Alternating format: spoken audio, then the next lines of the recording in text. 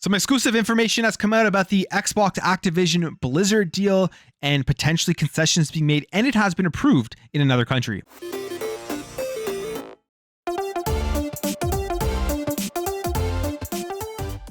So yes, we're back. We're here again talking about the Xbox Activision deal because seemingly every single day more news is coming out about this, where this deal is going, what's developing, is it getting blocked, is it passing?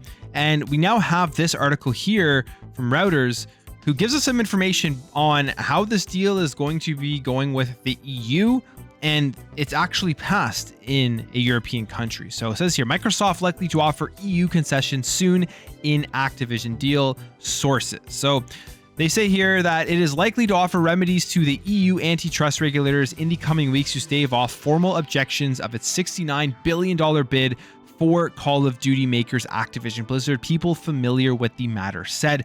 The US software giant and Xbox maker announced the deal in January to help it compete better with the leaders like Tencent and Sony. It has since then faced regulatory headwinds in the European Union, Britain, and the United States, with Sony criticizing the deal, even calling for regulatory veto. Now, this isn't the only thing that's happened with the EU. If you guys remember the Mr. My PlayStation dude who came out and said that the European Union, the Commission, was working to ensure that Call of Duty stayed on my PlayStation, not my PlayStation, his PlayStation, but you know what I'm trying to say.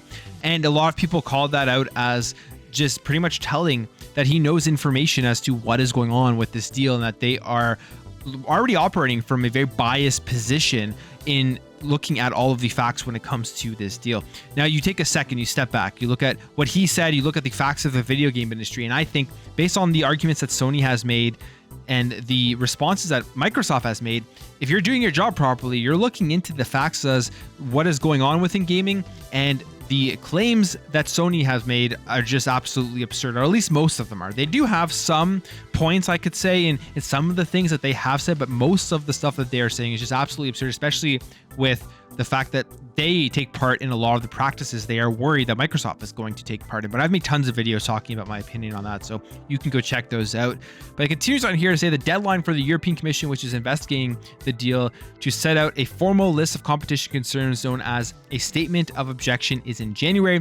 Offering remedies before such a document is issued could shorten the regulatory process. Specifically, Stéphane Dionnet, a partner at law firm McDermott, Will & Emery, says, ultimately such a move could secure an early clearance with the European Commission and subsequently be used by the parties before other antitrust agencies. However, it remains to be seen whether the active complainants will validate such concessions, in particular in terms of scope, and if behavioral remedies will also be accepted by the CMA and the FTC. Now, the deadline for the EU to choose and make a decision is going to be April 11th. So that's when they're scheduled, at least, to be able to make their decision on whether they pass this deal or not, or whatever decision that they do come to. But one of the concessions people are assuming that they're going to be making is going to be that 10-year licensing deal to PlayStation owner Sony, basically saying that, hey, you're going to be able to keep Call of Duty on PlayStation for 10 years. We already know this is something that they've said they were going to do. I believe it was last week that information came out that Xbox had went to Sony and said, hey, we'll offer you 10 years guaranteed to have Call of Duty on your platform, and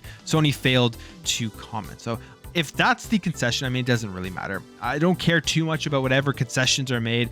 I think for a gamer's perspective, the concession that would have a lot of people disappointed is just it affects Game Pass. If there's something within these concessions to get this deal to pass through, and it has to do with not putting Call of Duty or certain games into the Game Pass service, would be just absolutely disappointing.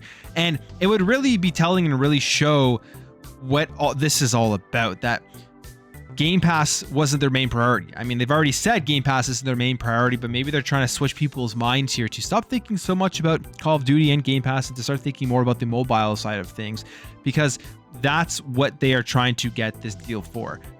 The mobile revenue, building out and expanding their ecosystem on mobile phones, and then obviously getting king within that acquisition. But if you're an Xbox fan, if you're somebody who's been waiting for this deal to go through and you're wanting these games on Game Pass, if that doesn't happen, it's like, well, I don't even care about this deal. It doesn't matter. Why would I care at all that Xbox purchases Activision Blizzard if I'm not going to get access to all of these games within the Game Pass subscription, if I'm still going to have to go out and purchase every single first party game at full price when it releases, just like it was previous to this deal going through. The value proposition for the gamer and for the consumer, if you're on the Xbox side of things, just completely gets destroyed if these games don't enter Game Pass. So I really hope that that isn't a concession that they are making. I feel like it would be a very, very bad business move. And I also feel like it would be a bad look by Xbox to do that just to get this deal to pass. I would much rather them just, this deal doesn't go through and then go out and spend that money on other stuff that will be coming over to Xbox Game Pass. But I mean, that's just my consumer gamer's perspective on that.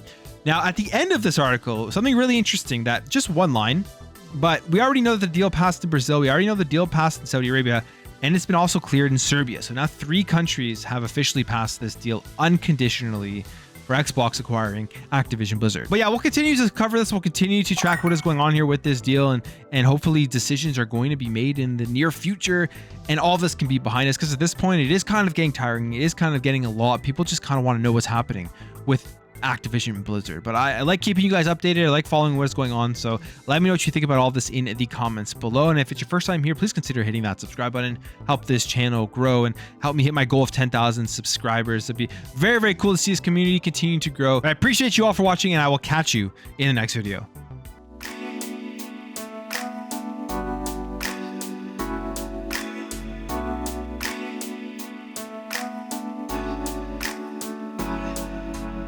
We'll be right back.